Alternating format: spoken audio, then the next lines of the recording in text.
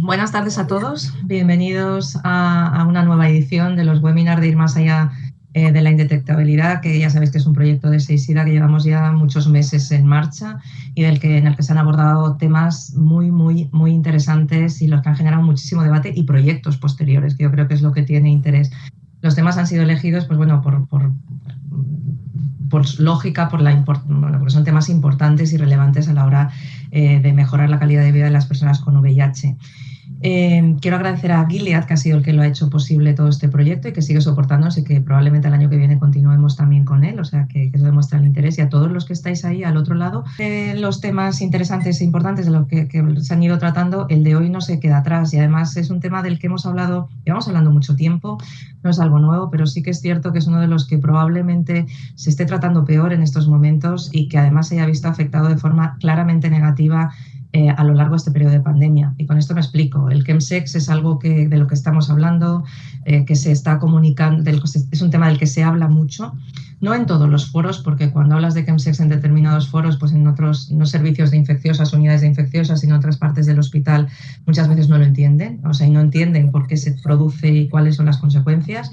Pero sí que es claro que bueno, estamos viendo, por lo menos yo en mis pacientes que veo en la consulta, cada vez reviso más historias, veo necesidad de asistir a las unidades de conductas adictivas o un seguimiento, solicito seguimiento por parte del psicólogo que tenemos en la unidad que nos ha cedido el Comité Antisida y que lo pasa al programa de chemsex y vemos incluso pacientes que ingresan, o personas que ingresan con brotes psicóticos en psiquiatría, ¿no? Y que los psiquiatras además los pillan a veces un poco desorientados, que no saben muy bien cómo manejar.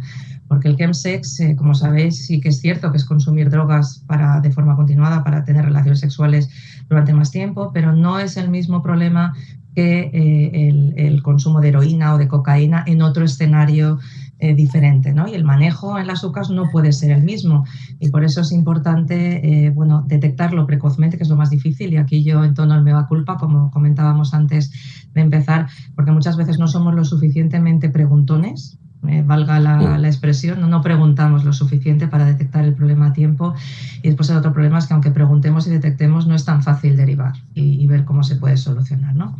Pues bueno, dentro de esta situación, bueno, además el chemsex puede producir muchísimos problemas, produce mayor aislamiento, puede producir pérdidas de familia, de trabajo, de entorno, pérdida del entorno social y muchísimos problemas de salud. Pues bueno, dentro de este tema, bueno, aparte de pérdida del control de la infección por VIH, que aparición de otras enfermedades de transmisión sexual, hepatitis C, etcétera. O sea, es un tema muy amplio que, como sabéis, pues bueno, tenemos que seguir trabajando en él y tenemos que ponerlo más en el centro, porque quizá la pandemia lo que haya hecho es que la gente no salga de casa, pero sí que le lleven las sustancias a casa para consumir y realmente se ha visto, pues bueno, al menos en nuestro medio estamos viendo mucho consumo de alfa, mucho mayor número de casos detectados de chemsex con todas las consecuencias y con consecuencias de adicción importantes, ¿no? Pues bueno, es importante detectarlo y es importante prevenirlo y para ello yo creo que el ámbito sanitario la verdad es que muchas veces se ve atado de pies y manos porque llegamos a donde llegamos, seguimos en un concepto de asistencia hospital centrista, muchos sitios no hay acceso a psicólogos, la llegada a salud mental es casi misión imposible y las unidades de conductas adictivas llegan hasta donde llegan. Y para eso, desde luego, el ámbito comunitario es fantástico porque ha desarrollado unos programas estupendos que nos están ayudando muchísimo a mejorar la situación de nuestros pacientes. Por eso hoy, como en aras de la multidisciplinaridad de SEISIDA, lo que vamos a hablar en la próxima hora y algo va a ser de chemsex, pero desde dos puntos de vista, de chemsex y prevención, pero desde dos puntos de vista. Por un lado vamos a tener lo que se hace desde la comunidad y por otro lado lo que se puede hacer desde el hospital. Y para ello contamos con dos ponentes de excepción, son fantásticos, seguro que los conocéis todos. Yo simplemente os voy a decir quiénes son, si queréis la biografía y todo eso os lo leéis en la página web porque ahí la han dejado colgada, ¿no? Pero bueno, aquí tenemos a Jorge Garrido, que todos lo conocéis, Apoyo Positivo, que está haciendo una labor excelente. Es un activista desde hace muchos años y tiene una amplia experiencia en el tema. Nos va a contar qué es lo que están haciendo ellos. Y después, ¿qué os voy a decir de Jesús Troya? Que fue uno de los primeros en hacer un estudio, en elaborar un estudio en el que se vio cuáles eran las características del consumo de chemsex en nuestras consultas, ¿no? En los pacientes que vienen, las personas que vienen con VIH que vienen a nuestras consultas, que es el USEX, ¿no? Jesús está en el Infanta Leonor, también es un infectólogo de largo recorrido, joven, pero de largo recorrido, que también está muy implicado en temas de todo tipo del VIH, pero sobre todo pues bueno, en chemsex y en aspectos relacionados pues, con la prevención en entornos totalmente desfavorables del VIH, ¿no? La prevención y el diagnóstico precoz, indiscutiblemente, ¿no?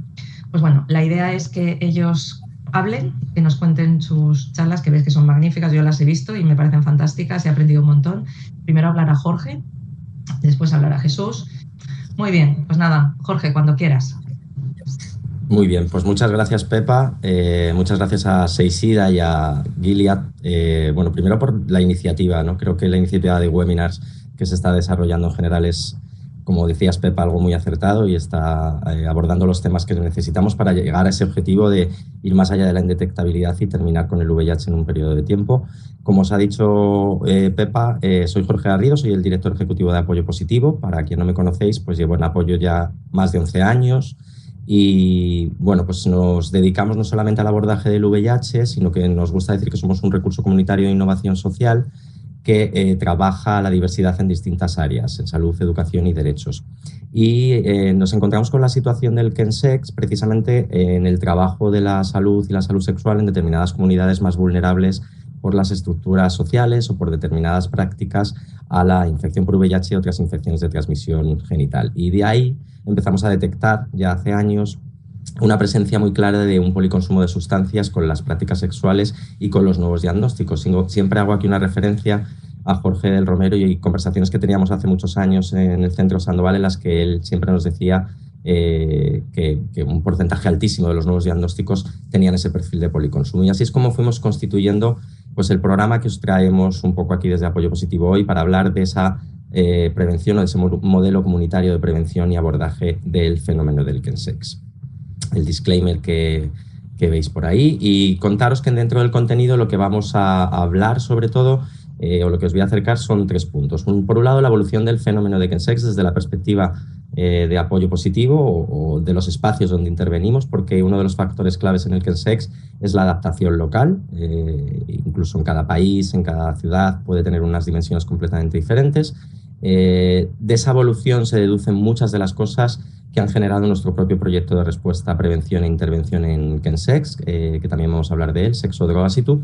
Y luego os he traído una serie de tips en formato retos y líneas de acción que se pueden realizar en los distintos contextos para el abordaje de una situación que va más allá simplemente de un consumo de sustancias excesivo o un prolongamiento de sexo durante horas gracias al consumo de esas sustancias, sino una problemática con un impacto estructural y social que llevamos años abordando y que creemos que tenemos que ir más allá en ese abordaje porque nos estamos quedando cortas para prevenirla y frenarla precisamente por todas las variables multidimensionales, sociales, personales y demás que tiene. Si os hablo un poco, para que entendamos y partamos de una base lógica, ¿no? De qué es el chemsex, os traigo aquí un poco la definición que se ha acordado, aunque es de por sí complejo definir qué es el chemsex en muchas ocasiones, precisamente por muchos de los factores que vamos a hablar, pues las sustancias que se toman, la geografía o localización geográfica de la práctica y demás. Pero podemos definirlo como el uso de sustancias psicoactivas, especialmente se ha identificado con 3 de ellas, mefedrona, GHB, GBL, metanfetaminas, pero es algo muy adaptado, como decimos, a las drogas que están disponibles en los distintos entornos y las distintas ciudades o países, durante, antes de las relaciones sexuales para prolongarlas en el tiempo y principalmente en el colectivo de hombres que tienen sexo con hombres, hombres gays y bisexuales. La realidad del chemsex como fenómeno la vemos no solamente con ese nombre normalmente, de hecho costó un poco introducir la terminología, pero ya existían términos dentro especialmente de las comunidades que lo practicaban que nos pueden recordar a ello, que nos hablan de ello, ¿no? Como veis ahí, party and play, o otros términos que se utilizan en otros países, y en España también se conoce como pues, sesiones, chill, morbo, etcétera, ¿no? Es importante, como se indicó ahí, esa adaptación o esa influencia del contexto y de las características locales de las comunidades que la practican, de las personas que las practican, en la adaptación o desarrollo del chemsex en cada sitio. Por ejemplo, el otro día estábamos dando una charla en el Congreso de Patología Dual de Colombia y las sustancias que se están tomando allí no tienen que ver directamente con las que estamos tomando, por ejemplo, en España dentro del fenómeno. Por eso es importante estudiar la característica local y ver cómo son esas comunidades y cómo se comportan para entender que al final esto es una combinación de distintas variables que lo que crea es una situación de un impacto muy grave en la persona, ¿no?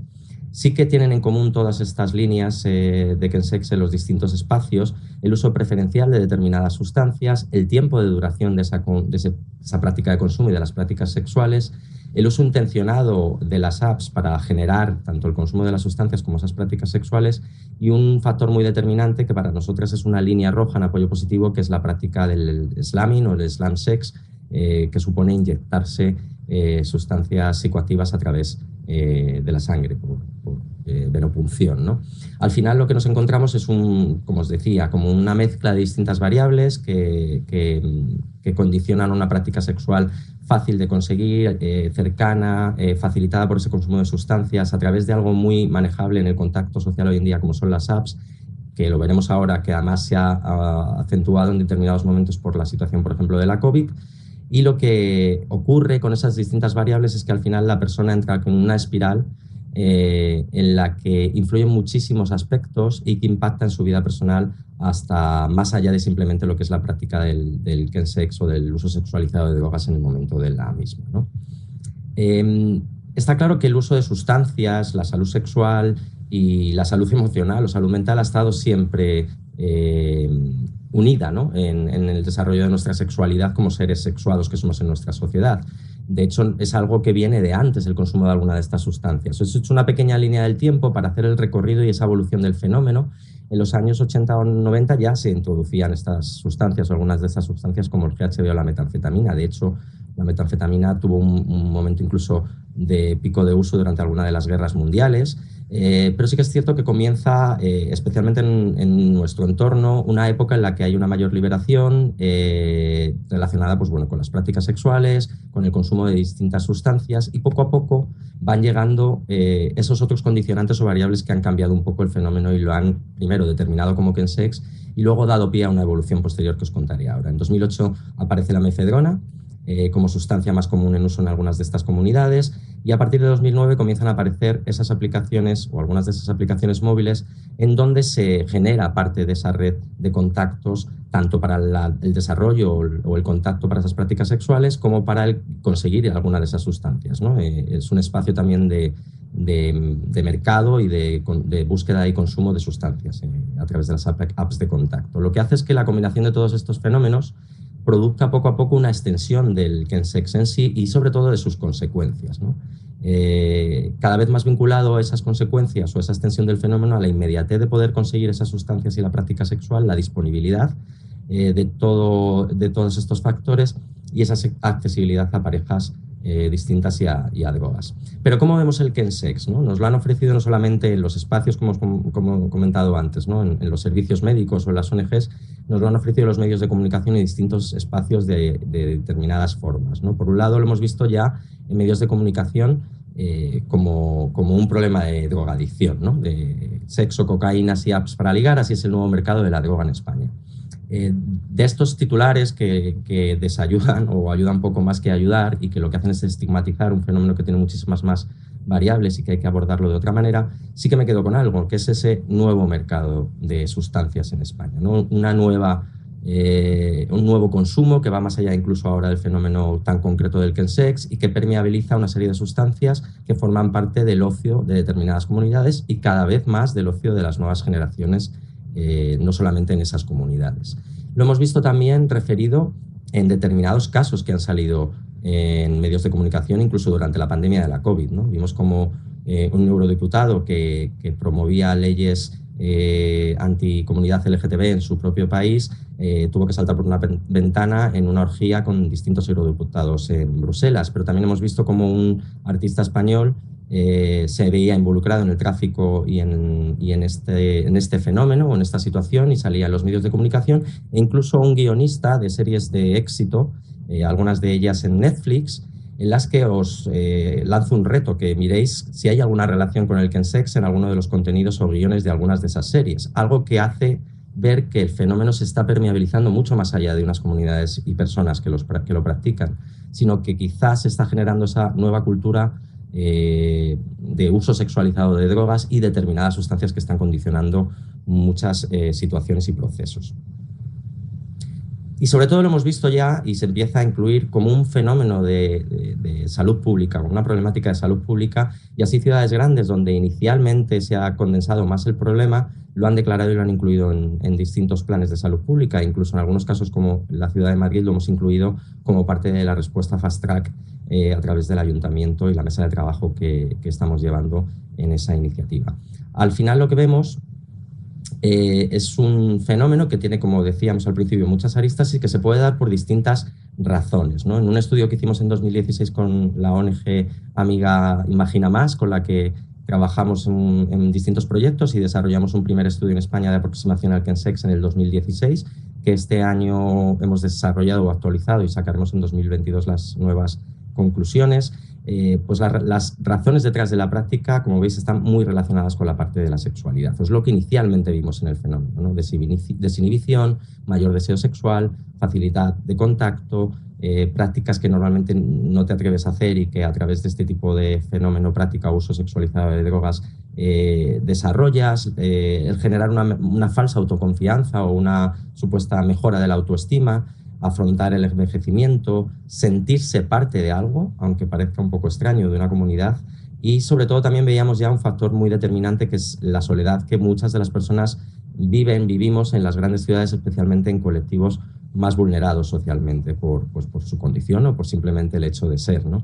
Pero no son las únicas razones. A lo largo de todo este tiempo hemos visto una serie de factores comunes que han ido saltando en usuarios de chemsex, sobre todo con uso problemático, ¿no? Vemos ahí varias referencias que nos hablan de que las causas principales en los usuarios que llevan a tener una problemática más grave de chemsex o en el uso sexualizado de drogas puede estar vinculada con una homofobia interiorizada, un desarraigo y baja autoestima erótica, una gran necesidad de intimidad o la presencia del VIH, ¿no? Como citaba Pepa, puede suponer un problema para la gestión del propio virus, pero su origen también está, en muchas ocasiones hay un porcentaje muy alto en nuestro programa de personas con VIH que tienen esta práctica, que llegan a un desarrollo problemático de la misma. Entonces, esto nos hace pensar que quizá hay otras causas más allá, ¿no? Hemos sido testigos en los últimos meses de esa imagen que veis en pantalla, ¿no? De manifestaciones que expresaban directamente una frase como "fuera sidosos de nuestra calle", ¿no? El estigma y la presión alrededor de las comunidades que están más afectadas por el VIH y el estigma del propio VIH no puede ser apartado como un condicionante de todo lo que está pasando dentro de este fenómeno, ¿no? Y no tenemos solamente que fijarnos en qué se hace, quién lo hace y cómo lo hace, sino por qué está surgiendo todo esto, si realmente queremos hacer una intervención preventiva y si realmente queremos ayudar a las personas más allá de un abordaje puntual y clínico de una problemática que surja en su práctica, ¿no? Y esto también tiene un porqué, una razón de que suceda por una propia cultura del chemsex que se está desarrollando y que tiene mucho que ver con la cultura de ocio del colectivo LGTBIQ, especialmente de hombres que tienen sexo con hombres.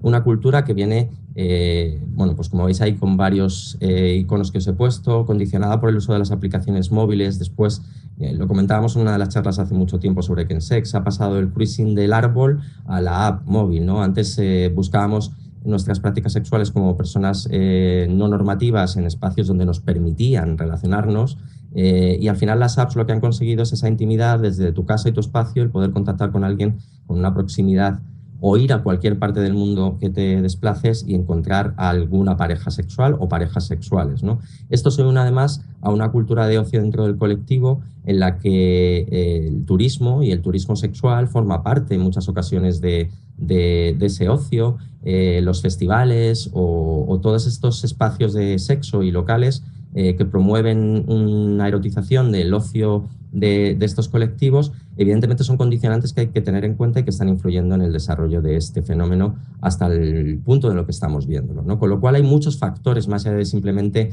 unas sustancias, unas prácticas sexuales que están condicionando lo que fue y comenzó a ser ese fenómeno que determinamos chemsex a lo que está pasando o llevando ahora, ¿no? Si cogemos referencias de cómo es el perfil principal de las personas que practican este fenómeno o esta situación del chemsex y que vienen a nuestros servicios o a servicios clínicos, tenéis ahí la referencia de US Study en 2017, en el que desde GESIDA, con distintos colaboradores de ONGs como la nuestra, pues desarrollaron un perfil o estudiaron el perfil habitual en ese momento de las personas que realizaban chemsex, y mayoritariamente pues, se veía que era un perfil nacional, nacido en España, con una edad media de unos 30, 39 años aproximadamente, en esa horquilla de los 30 a 40 años, estudios universitarios, con una situación económica en principio estable, y bueno, pues se hablaban de distintas parejas sexuales, utilizando el preservativo en menos ocasiones, con un consumo de más de una de esas sustancias que referíamos, y bueno, pues remarcando, ya reconociendo la práctica propia del chemsex en unos porcentajes bastante altos. Esto si lo profundizamos, ese perfil no solamente es un perfil demográfico, como hemos visto en la anterior diapositiva, sino que es un perfil, en la mayoría de los casos que nosotros vemos en apoyo positivo, especialmente en el problemático, es decir, personas que ya tienen una adicción a algunas de las sustancias o practican el slamming, que he visto que por ahí preguntáis si os lo aclaro, que es la venopunción, lo que os comentaba antes de inyectarse drogas para su consumo.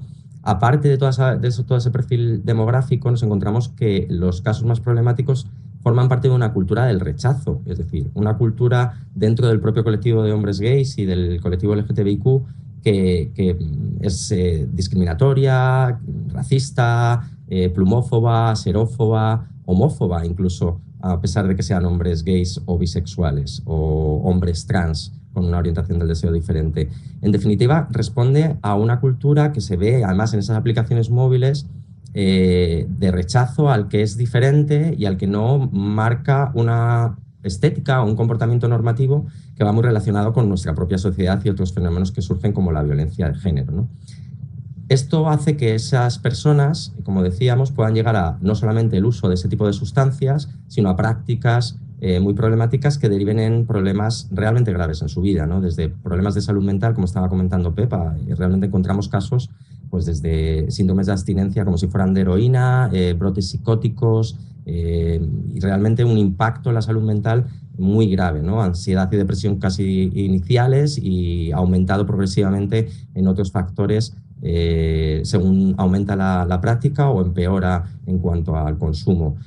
También un trastorno en la salud afectivo-sexual, ¿no? Son personas que empiezan a tener una práctica condicionada por esas sustancias que en muchas ocasiones incluso nos dicen que no saben o no saben si quieren tener una relación sexual sin el consumo de esas drogas, y esto va alterando lógicamente su práctica sexual. Es como un bucle de querer volver a sentir esas sensaciones y no saber salir o no saber tener una relación sexual sobria, entre comillas, y por lo tanto esto acaba afectando por su práctica, por el uso de esas sustancias, por alargarlo en el tiempo a otros aspectos, imaginaros, desde la vida familiar o laboral, porque muchas veces no se puede conciliar con estar 4 días sin dormir y consumiendo sustancias, como con situaciones o consecuencias en el área legal o en la salud emocional, ¿no? Nos hemos encontrado situaciones de violencia, de abusos sexuales, de violaciones, de robos, pues porque al final son entornos en los que dentro de todas estas prácticas y de las personas que pueden pasar por uno de los espacios, pues se dan distintos factores que pueden ser graves, ¿no? Para la persona, no solamente en sus ámbitos físicos o sociales. De alguna manera, y como resumen de todo esto, el fenómeno ha evolucionado de aquello que veíamos, ¿no?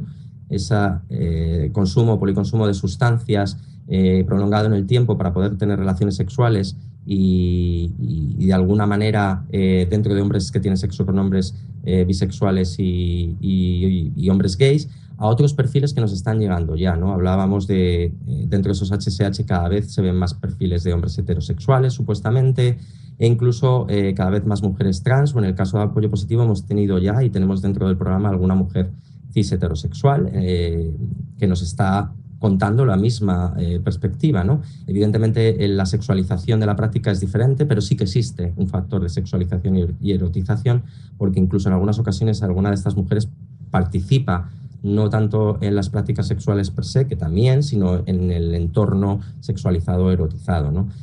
Ha sucedido mucho, y sobre todo en la etapa de la COVID, entre parejas, precisamente el estar limitados de movimiento por la situación de la COVID ha generado como grupos, entre comillas, seguros o más pequeños, y esto daba pie a que desde parejas o a grupos de amigos que previamente no lo realizaban empezasen el desarrollo de este tipo de fenómeno, ¿no? De quedar en domicilios, consumir sustancias y tener o derivar en prácticas sexuales. Y también ha aparecido cada vez más en situaciones de soledad o de una persona haciéndolo solo.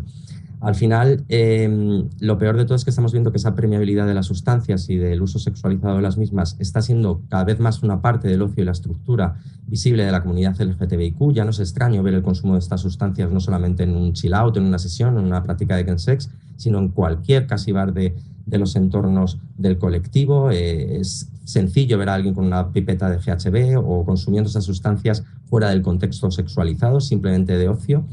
Y por otro lado, como vemos, también tiene unos factores, como os comentaba, de interiorización de la LGTBI-fobia, de traumas no superados, no regulados, y sobre todo una cultura, una estructura machista que se ve reflejada en esos perfiles que os comentaba anteriormente, que tienen una situación más problemática dentro del kensex. Ante esto, ¿qué hemos hecho desde Apoyo Positivo? Pues hemos desarrollado desde el año 2015 un proyecto que se llama Sexo, Drogas y Tú, cuyos objetivos son concienciar a la población sobre este fenómeno, en general a las comunidades más afectadas y especialmente a la administración y a los profesionales sociosanitarios y comunitarios para poder hacer un abordaje multidimensional y adecuado a las necesidades de las personas que están afectadas por ella, ¿no? Un trabajo también de reducción de riesgos y daños. Por otro lado, también una atención, por supuesto, integral a la persona que realiza la práctica de kensex, especialmente en el kensex problemático. Y en este caso hemos tenido, a junio de 2021, más de 500 usuarios intervenidos con un caso problemático de kensex. Hablamos de casos problemáticos cuando ya tienen un impacto en ese desempeño de la vida diaria, ¿no? En poder hacer una toma de decisiones consciente, cuando ya empiezan a tener impactos en su área laboral, personal, de familia o de amigos, o que ya su propio desarrollo, desempeño de la sexualidad se ve condicionado completamente con el uso de esas sustancias. Es un programa multidimensional, como os comentaba, en el que no solamente tenemos unos servicios dentro de Apoyo Positivo, en lo que denominamos el programa de Sexo, Drogas y Tú, que veis ahí, sino una red de trabajo con distintos espacios sociosanitarios, tanto hospitales como áreas de salud mental, como clínicas de infecciones de transmisión sexual, como los centros de adicciones y convenios que tenemos para ello con el Instituto de Adicciones del Ayuntamiento de Madrid y con otros espacios de adicciones en otros sitios, así como el propio entorno comunitario. Para nosotras es muy importante no solo trabajar en ese abordaje clínico y social del kensex en la persona, sino que creemos que hay que dar un paso más allá y empezar a hacer una modificación quizá estructural y conductual dentro de las comunidades más afectadas. El programa, como os decimos, de atención integral tiene distintas patas y distintos profesionales. Por un lado, se accede normalmente a través de una entrevista individual, una acogida y evaluación desde psicología y sexología. Y a partir de ahí se hace una coordinación con otros tratamientos y recursos en función del perfil y las necesidades de la persona. Por un lado, podemos bien abordarlo desde psicología, desde Apoyo Positivo, u otros recursos, como decíamos, centros de adicciones, salud mental, o bien un programa o un área dentro de Sexo, Drogas y Tú, que es un abordaje sexológico, porque también lo que estamos viendo es que el fenómeno viene muchas veces o se empeora en muchas ocasiones precisamente por el mal manejo de la propia sexualidad que tiene la persona, más allá del manejo de esas sustancias. Tenemos también una evaluación e intervención psiquiátrica. Hemos contado con personal médico psiquiátrico dentro de Apoyo Positivo desde el inicio para evaluar precisamente los casos más problemáticos y darles un abordaje adecuado, ¿no? Y así como una atención social y ocupacional, porque hay algunos casos que su impacto en la vida personal y social pues es más grave y tienen que ser atendidos de esa forma. Y luego, por supuesto, pues haciendo, como os decíamos, más allá de lo clínico, un abordaje que pueda ayudar en todos los espacios. Hemos tenido también y desarrollamos grupos de ocio terapéutico, grupos de pares o iguales y grupos de conversación y autoapoyo de kensex, voluntariado y, lógicamente, un vínculo con el grupo de recién diagnóstico de VIH. Al final, y especialmente a ese área de ocio terapéutico, lo que viene a buscar es no solamente la mejora directa en la intervención clínica y psicosocial, sino también cambiar cosas alrededor de la persona precisamente porque son condicionantes de esta práctica.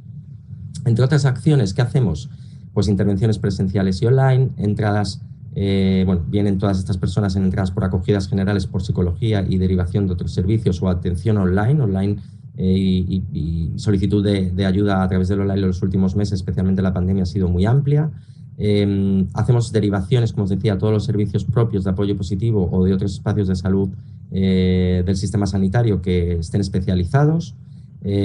Por supuesto, intervenciones individuales, como os comentaba, de pareja, de familia o de amigues, intervenciones entre pares de KENS o no KENS y grupos terapéuticos, porque creíamos al principio que no iba a ser sencillo el sentar a toda esta gente junta y el que hablen sobre ello, pero sin embargo están resultando espacios muy enriquecedores para evolucionar mucho más rápido dentro de la problemática. Y además, junto a todo esto, para trabajar realmente la prevención del KENSEX, no solamente debíamos abordar a las personas con la problemática ya existente, sino irnos a ese espacio previo donde veíamos que se estaba permeabilizando las sustancias con ese programa de reducción de riesgos que incluye la asociación y las campañas y formaciones. No solamente hacemos eso, sino que hemos intentado estudiar, no solamente con lo que vimos de estudio de aproximación, qué es y cuál es el impacto más allá del KENSEX, ¿no? Y hemos visto que hay una relación bastante amplia, lo pongo un momentito la anterior, entre abusos y situaciones traumáticas y homofobia interiorizada, especialmente abusos sexuales en muchos de los casos problemáticos que tenemos dentro de la asociación. Como datos, deciros que en lo que llevamos de programa se han atendido alrededor de 600 personas. En este año 2021, 112 de ellas en intervención psicológica, 52 en atención sexológica, 50 en el asesoramiento y seguimiento y derivación en los centros de adicciones, 32 personas en el programa de reducción de riesgos, 10 en el programa de atención social y legal y 25 personas en terapia grupal ahora mismo. Y súper importante, como conclusiones o outcomes de estas intervenciones que estamos haciendo, es una necesidad de evaluar situaciones de traumas vividos no procesados en intervenciones individuales, desarrollos de intervenciones individuales y grupales en regulación emocional y un abordaje, como os comentaba, multidimensional. Por último, daros esos tips un poco y estrategias para poder abordarlo en distintos espacios. En la atención clínica y mental es necesario sensibilizar y profundizar a todo el personal sociosanitario, no solo a los que ya estáis sensibilizados por ser del área de VIH o relacionada con salud mental o con adicciones, sobre este fenómeno, ¿no? Y cómo puede darse y cómo se está permeabilizando y cómo se está ampliando en distintos perfiles y contextos. Hace falta seguir teniendo más datos y epidemiología del mismo, ¿no? Al ser un factor multidimensional, no tenemos tampoco tan claro hasta dónde ha llegado, no rascamos suficiente, como decía Pepa, y estamos abordando la ola que llega más grave, pero deberíamos profundizar más hasta dónde está llegando y qué necesidades están surgiendo, ¿no? Analizar y abordar los traumas no vividos y no procesados. Esto va muy relacionado con el estigma hacia el VIH, el estigma de las comunidades más afectadas por como son la comunidad LGTBIQ.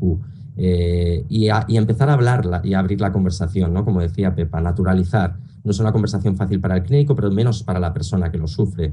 Y no solemos dejar los espacios sanitarios como unos espacios amigables para abrir esta conversación, ¿no? Con lo cual hay que dar un paso adelante y empezar a hablar un poco de una forma abierta, honesta de estas situaciones, incluir preguntas, ver indicadores, porque muchas veces lo que decía Pepa no es tanto a preguntar, sino darse cuenta si puede existir un indicador de esta práctica y dar el paso para ayudar a la persona. Por otro lado, en la atención clínica sexual y psicosocial, creemos que es importante abordar el efecto e interacciones de estas sustancias y sus consecuencias y educar a las comunidades sobre ello y en general a la población. Necesidad de programas de reducción de riesgos y daños, coordinación con nuestros recursos comunitarios que hemos avanzado en este fenómeno y podemos ayudar a que se haga mucho más claro y específico el abordaje.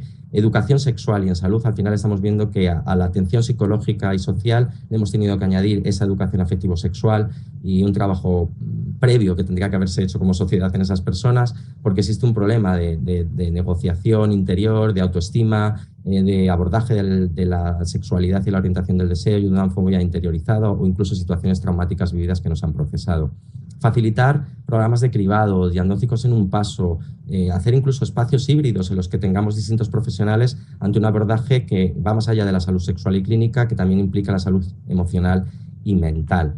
Y en los recursos, especialmente recursos específicos o comunitarios, pues intentar tener esos programas mixtos que os comentaba de adicciones y de salud sexual, abordar y acercarnos cada vez más a los recursos de salud mental y mejorar nuestras capacidades de abordaje de la salud mental en nuestros recursos, identificar figuras de referencia en distintos espacios sanitarios que nos puedan ayudar a tejer esta red de respuesta del VIH e incluso sacar muchas veces tratamientos o abordajes fuera de los entornos clínicos para abordar una problemática que va más allá, ¿no? Que, como pongo ahí, pues necesita recursos porque es un problema real de salud pública y necesita también que sea un abordaje más allá de lo clínico, comunitario y social. ¿Qué nos encontramos en esos retos y estrategias actuales ante la COVID? Pues un aumento, como os decía, de consumo a solas sin pareja, nuevos perfiles y la permeabilidad de estas sustancias a un ocio mayoritario, más allá del chemsex, cada vez edades más tempranas, aumento significativo de las cortes de la PrEP en nuestra propia estructura de apoyo positivo y en espacios concretos hemos tenido derivaciones para uso de la PrEP durante la COVID disparadas, ¿no? Muchísima gente que sabemos que tienen prácticas relacionadas con el chemsex. Esto tiene un lado positivo, es decir, estamos introduciendo una prevención y tenemos otro espacio en el que ir abordando porque a lo mejor la persona no se acerca como usuario de chemsex, pero sí para tomar la pastilla preventiva del VIH. Existe una mayor percepción de la problemática y esto lo ha favorecido el COVID al ver precisamente los cambios de poder moverse, de desplazarse, pues la persona se ha hecho consciente en algunos casos, en otros casos ha sido un espacio que ha facilitado, ¿no? Como decíamos antes. Son personas que han facilitado porque se ha cortado el ocio nocturno, ¿no? Y en muchísimos casos no ha habido otra alternativa para realizarlo y se han hecho estos encuentros en casas privadas o espacios privados en los que el consumo de sustancias ha sido como el eje y la repetición durante todo este tiempo ha causado ese fenómeno del chemsex en personas que incluso previamente no lo practicaban, ¿no? Incluso aunque suene curioso, ha habido mayor facilidad de acceso a esas sustancias, a lo mejor no inicialmente durante la época más estricta del bloqueo por la COVID, pero sí a partir de ahí porque se han desarrollado nuevas estrategias, hasta incluso con espacios nuevos que existen, como puede ser envíos por globo, ¿no? Que hemos visto entre nuestros usuarios. Ha aumentado, también hemos detectado esto, la transmisión de infecciones, lo cual es un problema que va más allá simplemente del VIH. Y por lo tanto, al haber una situación como la de la COVID, también ha habido un problema para realizar el cribado y esto va a tener un impacto mayor a la larga en esas infecciones. Y sobre todo, lo que vemos es que va aumentando esa sensación de soledad, de depresión, de causas emocionales alrededor del fenómeno, especialmente un poco combinado con ese modelo de gentrificación, de centrificación de las ciudades y de los espacios que hace que, aunque estemos muchas personas reunidas en grandes ciudades, cada vez nos sintamos un poco más solas. Es una problemática, como veis, muy amplia, con muchos abordajes y que sin duda alguna lo tenemos que hacer como estamos haciendo en este espacio, desde distintos profesionales y experiencias para poder, sobre todo, ayudar a las personas a ir más allá simplemente de lo que es un consumo y unas prácticas sexuales, sino una problemática social y emocional que es prioritaria en muchas de estas comunidades, pero probablemente en nuestra sociedad. Muchas gracias. Buenas tardes a todos. En primer lugar, quería agradecer a Seisida la posibilidad de participar en esta webinar y a Gilead por colaborar en el desarrollo de la misma y a todos vosotros por estar ahí al otro lado de la pantalla. Voy a tratar en las próximas diapositivas de hablar de un problema que probablemente sea un gran problema no solucionado. Y os voy a tratar de explicar por qué. Bueno, os pongo aquí mi conflicto de intereses. He participado en diversas actividades educativas, consultorías o asistencias a congresos de estos laboratorios. Y me gustaría empezar con esta reflexión. Para resolver un problema es necesario entender primero el problema, pero hemos identificado el problema, porque el problema del chemsex probablemente sea algo conocido en grandes ciudades como ha podido ser Madrid, Barcelona, Valencia, Bilbao, pero cuando te sales de estos entornos e intentas hablar con compañeros de zonas menos concurridas, como menos centralizadas, como comentaba Jorge, pues realmente te encuentras un desconocimiento absoluto y por ende cuando hablamos con los propios compañeros del hospital, es decir, es un problema de salud pública que debería ser transversal para todos, pero la realidad es que nos hemos centrado unos pocos especialistas porque lo vemos más y esto pasa desapercibido para el resto. Para entender que realmente qué es el chemsex, yo he establecido 3 puntos fundamentales que creo que es necesario tratar. Primero, entender el porqué del chemsex. Jorge ya lo ha definido perfectamente a lo largo de su exposición y yo lo centraría en 2 aspectos. Por una parte, el aspecto psicológico. Muchos pacientes hablan de una necesidad de controlar el miedo al rechazo, de aumentar la autoestima, la sensación de soledad que tiene, y luego está el aspecto ya más sexual, del uso de este tipo de drogas como potenciadores, incrementadores de la libido, etcétera, etcétera. Y todo ello marcado en un contexto de desarrollo tecnológico que ha propiciado lo rápido, lo fácil. Tenemos el acceso a aplicaciones que nos permiten organizar sesiones de forma rápida, el acceso a drogas de forma extremadamente rápida. Este sería el primer aspecto que habría que tener en cuenta, el por qué. Y luego el otro aspecto que habría que tener en cuenta es qué espera la gente del CHENSES y qué consecuencias puede tener el CHENSES en la propia persona.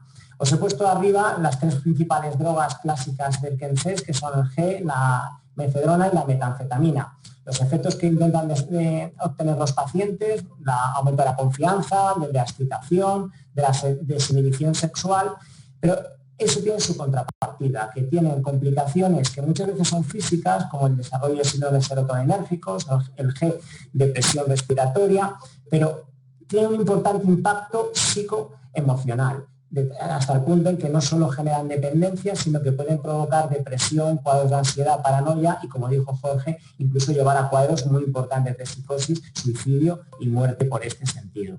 Y luego el tercer aspecto muy importante que me gustaría tener en cuenta, fijaros, somos referentes para muchas cosas, pero en este caso concreto de CHENSES probablemente seamos en muchas ocasiones los últimos que nos enteramos. Es decir, es una cascada invertida. Incluso los propios pacientes VIH, y es lo que deberíamos hacer autocrítica. Estamos llevando a estos pacientes, los tenemos perfectamente controlados desde el punto de vista del riesgo cardiovascular, intentamos en la medida de lo posible salud mental, y para mí es un fracaso cuando me entero que el paciente está recibiendo ayuda de una ONG, ha pedido apoyo a alguien y no he sabido identificar el problema, que en la mitad de las ocasiones existía ya.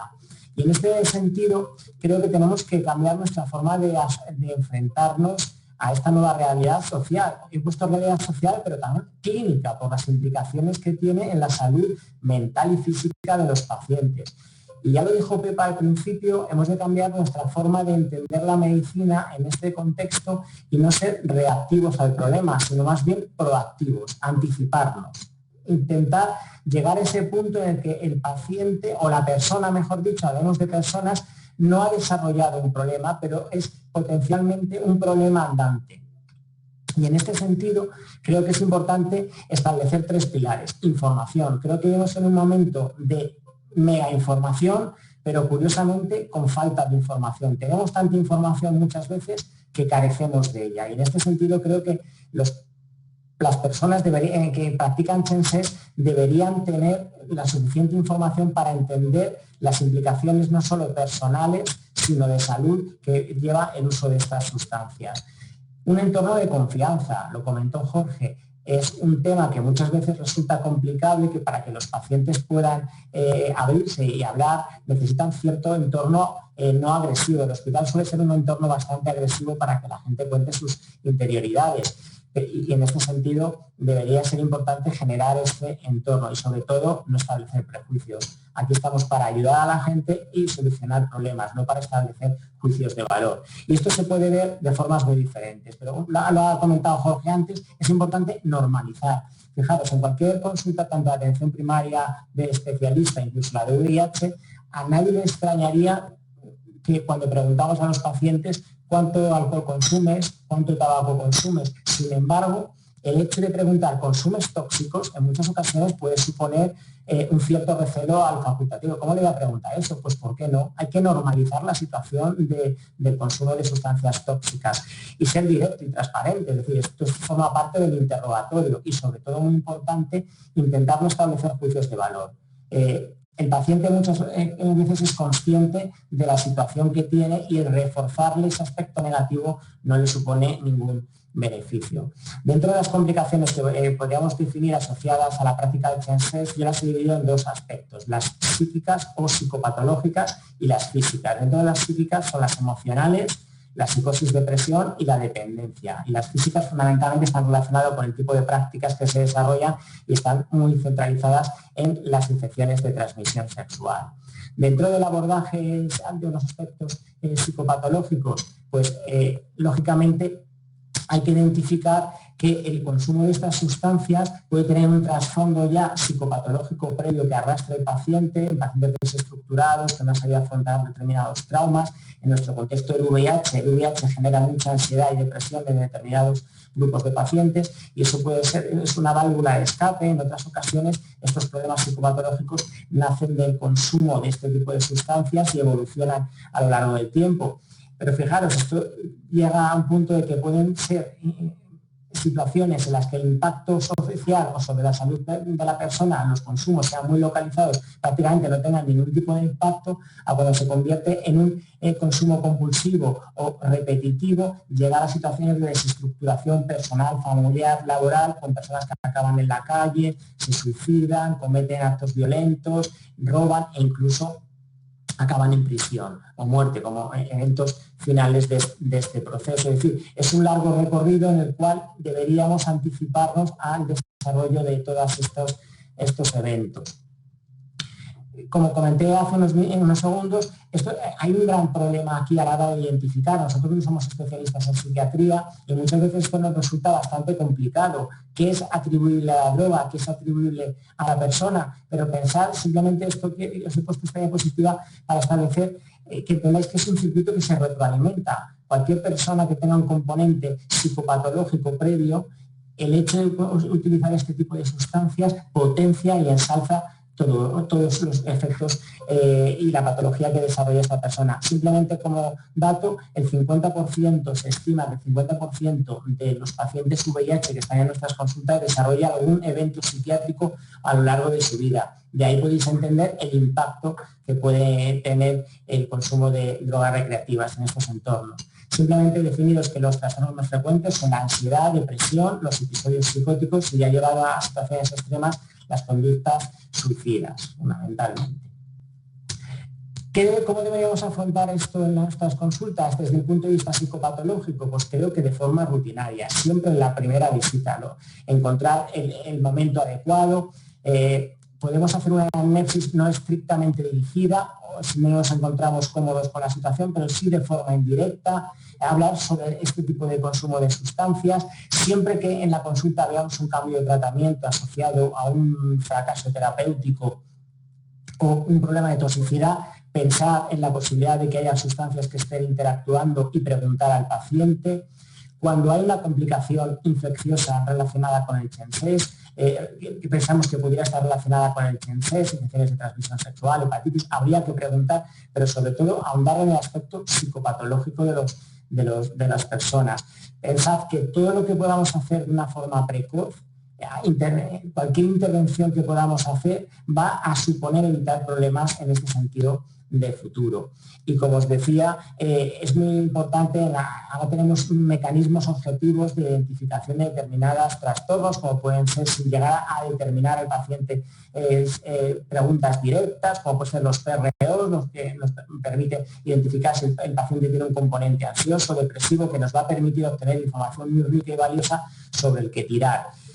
Identificar los posibles riesgos que pueda estar sociales que pueda tener la persona. Muchas veces abordando el aspecto social podemos llegar a abordar luego el aspecto clínico relacionado con el CHEN-6, pero fundamentalmente la clave es una intervención precoz, identificar el problema lo más precoz posible. 3 preguntas, y me voy a quedar no con todas las que veis aquí, sino con las 3 primeras. Fijaros qué fácil sería preguntar, ¿alguna vez utilizas drogas para practicar sexo? ¿Qué drogas sueles, si te contestan en positivo, qué drogas acostumbras a consumir? Y el segundo matiz, ¿las mezclas y consumes metanfetaminas o mefedrona o te has inyectado alguna vez algún tipo de drogas? Simplemente con estas 3 preguntas podemos obtener muchísima información sobre el tipo de prácticas y sobre los riesgos potenciales que tiene esta persona. Como comentó Jorge, aquellos pacientes que consumen drogas inyectadas tienen un componente psicopatológico en muchas ocasiones muy exacerbado. Podemos establecer una especie de semáforo de colores en el cual identificar los grados de riesgo a los que podrían estar sometidas estas personas usuarias de CHEN-6, aquellos que hacen un uso anecdótico puntual del mismo, digamos que les daremos un color verde, hay que tenerlos en consideración, pero de alguna forma son cuidadosos, son conscientes del uso de este tipo de sustancias. El problema viene cuando la persona o identifica que ya el uso se está convirtiendo en problemático porque se da cuenta que su vida ha cambiado en alguno de los aspectos físico, mental o social, y ahí es donde, digamos, de alguna forma tenemos que acceder, actuar para que no evolucione a más. Y el gran problema que tenemos es cuando ya el paciente está inmerso en este mundo, cuando hace una negación del problema, porque ya el abordaje es mucho más complicado. El paciente no reconoce ese problema y empieza a tener graves daños, no solo en el ámbito personal, sino familiar, laboral, que le llegan a desestructurar incluso como persona. Fijaros, y la situación de esto, donde más hincapié hay que poner dentro de todo el conjunto de CHENSES es en aquellos pacientes que hacen slamming o que se inyectan drogas. Este fue un estudio, es una vertiente del estudio SEX que se realizó en diferentes hospitales de la Comunidad de Madrid, y lo que se vio es que los pacientes que tenían sexo inyectado tenían mucho más dependencia, hacían más abstinencia y sobre todo desarrollaban más ideas suicidas e intento de suicidio. Fijaros la magnitud del problema. Lo ideal sería establecer unidades interdisciplinarias de colaboración, grupos de trabajo específicos formados en este aspecto de patología dual, que aborden por una parte la salud mental y por otra parte las adicciones que pueden tener estos grupos, pero resulta extremadamente difícil. A mí me resulta frustrante cuando en mi hospital hago una interconsulta, cuando tengo un paciente con estas características que además precisa de ayuda, que cuando le cito para que le vea una determinada persona en el hospital que se ha centralizado en este aspecto y que le puede dar una ayuda mucho más profesional, se ha derivado al centro de salud mental de atención primaria, que en el que va a ser atendido por un psiquiatra no especializado, que no va a probablemente en muchas ocasiones a abordarlo de la misma forma ni entender la magnitud del problema. Es necesario un cambio de mentalidad. Mientras no cambiemos esta mentalidad, pues la única opción que tenemos es colaborar y colaborar juntos. Agradecer el inmenso trabajo que están desarrollando asociaciones como Apoyo Positivo, ONGs como Imagina Más, los centros de adicciones. Como se comentó anteriormente, probablemente este es un consumo diferente al consumo clásico de drogas y debería tener una forma de abordaje diferente. Ellos están haciendo lo posible por cambiar esta forma de abordaje, pero el problema es que el entorno en el que se desarrolla es muy agreste y se mezcla, y esto supone muchas veces el rechazo de los pacientes de acceso a estos centros. Quizá tengamos que implicar más a la maltrecha atención primaria, porque muchas veces son el primer eslabón de la cadena, la primera toma de contacto con las personas que practican este tipo de prácticas, y probablemente tendrían un papel muy activo en la identificación de riesgos de estas personas. No quiero dejar de lado el abordaje de los aspectos infecciosos, que probablemente sean los que más tengamos en consideración nosotros, pero que por otra parte no están exentos de problemas. Desde el año 2016 hemos tenido una escalada prácticamente exponencial de infecciones de transmisión sexual. Esto ha sido cada vez más evidente. Durante la pandemia, lejos de pensar que esto ha disminuido, han seguido existiendo las infecciones, incluso hemos tenido picos de gente desesperada que te escribía y porque no sabían qué hacer, todo estaba cerrado, solo había COVID y las infecciones seguían estando ahí. Se ha asociado claramente la presencia, son datos del estudio SEX que dirigió mi compañero Pablo Ryan, en el que existe una clara asociación entre el desarrollo de prácticas de CHENSES y las infecciones de transmisión sexual. He de deciros que este estudio se hizo en el contexto de pacientes VIH, pero probablemente sea extrapolable al resto de población. Esto se ha visto, y dentro de las infecciones más frecuentes, como veis, todas ha habido un incremento del VIH, un incremento de la hepatitis C, pero claramente la gonorrea, la sífilis y la clamidia se han convertido en la gran problemática asociada al CHENSES. El número de episodios anuales se ha incrementado. Si hablas con Jorge del Romero, te dan unos datos apabullantes de cómo estas cifras no es que hayan crecido exponencialmente, es que en algunas ocasiones y en determinados pacientes han crecido en verticalidad, prácticamente en un 300%. ¿Cuál es el problema de esto? Lo que trae consigo, es decir, el uso de este tipo de prácticas, estas infecciones se convierten en una puerta de entrada para el VIH, y en aquellos pacientes que no están infectados por el VIH, la repetición o la aparición de estas úlceras, de estas infecciones de transmisión sexual, ha supuesto un incremento a su vez de infecciones de VIH y hepatitis C. La hepatitis C se ha convertido en otro gran problema, no solo por las implicaciones que tiene en este contexto, sino por un problema comunitario, no solo por la persona, sino por el propio individuo. Desde el año 2015 hemos visto un incremento progresivo de infecciones de transmisión sexual que generan en hepatitis C. Se se ha visto que se ha asociado fundamentalmente al sexo anal desprotegido, al slamming y al uso de juguetes sexuales en estos entornos. En nuestro estudio de USEX también vimos que, como os comentaba, que el sexo anal no protegido y el slamming son los principales factores que pueden determinar la aparición de infecciones por hepatitis C de forma muy significativa, y surge el problema del tratamiento. Clásicamente se comentaba esperar a ver si la infección se cronifica o si estamos dentro de ese 20% de pacientes que cura espontáneamente la infección, pero aquí nos encontramos con un verdadero problema de salud pública. Son pacientes de altísimo riesgo y si no hay una intervención comunitaria, ya no solo individual sobre el paciente, yo veo esto en términos comunitarios, si no se trata a estos pacientes, probablemente se amplifique y se magnifique las consecuencias de esto y haya muchas más infecciones. Nosotros desde el comienzo desde los primeros del tratamiento antiviral de acción directa, a pesar de muchas peleas con los servicios de farmacia y dirección del hospital, porque no entendían los planes de tratamiento con antivirales de acción directa era para enfermedad crónica y no para enfermedad aguda, y no han entendido en muchas ocasiones la trascendencia, pero finalmente nos han dejado tratar a todas las infecciones agudas. Esto me consta que ha pasado en muchos hospitales de la Comunidad de Madrid, y como nuestro planteamiento es que es tratar a la persona, tratar a la comunidad. Es importantísimo el diagnóstico sistemático de sífilis y hepatitis C desde el punto de vista serológico, con exudados de gonorrea y clamidia en faringe, ano y uretra. Esto debería ser una práctica instaurada prácticamente de rutina en todas las visitas que desarrollen los pacientes VIH, y probablemente extenderla a pacientes jóvenes en los centros de atención primaria y en otras especialidades.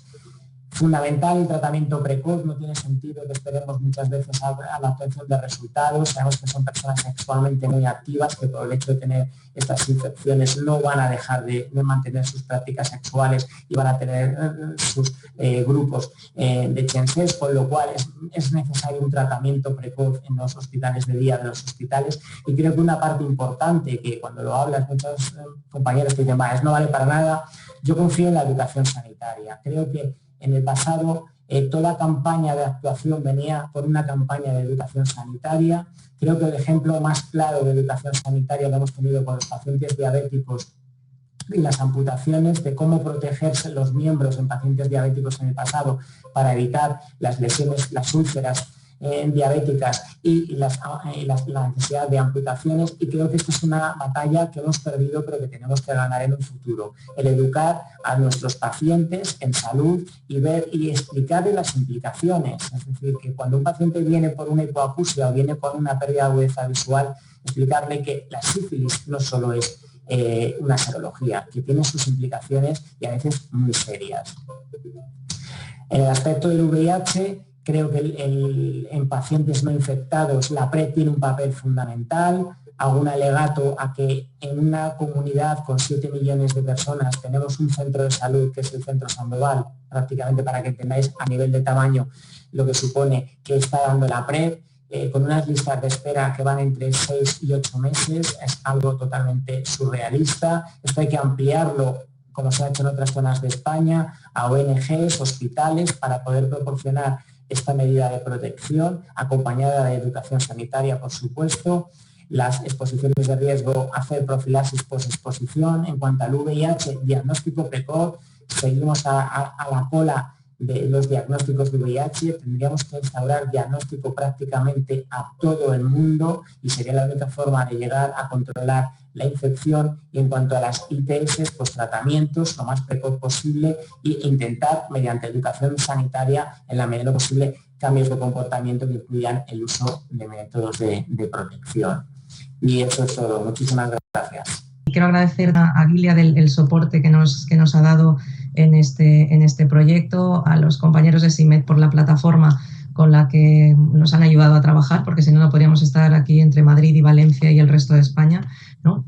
Y a SEISIDA por seguir desarrollando todo este tipo de webinars, que la verdad es que, si algo bueno ha tenido la pandemia es que hemos aprendido a manejar este tipo de comunicación, de plataformas para compartir experiencias, conceptos, aprender, diseñar proyectos, y aunque siempre nos sentimos todos más cómodos si estamos al lado unos de otros porque nos resulta más fácil, pues por lo menos nos han permitido seguir en contacto con, y yo creo que eso ha sido importante, ¿no? Y llevar la información y la formación a todo el mundo, y no solo a las grandes ciudades, como comentaba Jorge, sino también al entorno rural y a donde haga falta, que esa es la ventaja que tenemos, o desventaja según lo que dice Jesús, que a lo mejor tenemos tanta información que nos supera, ¿no? Y nos abruma, ¿no?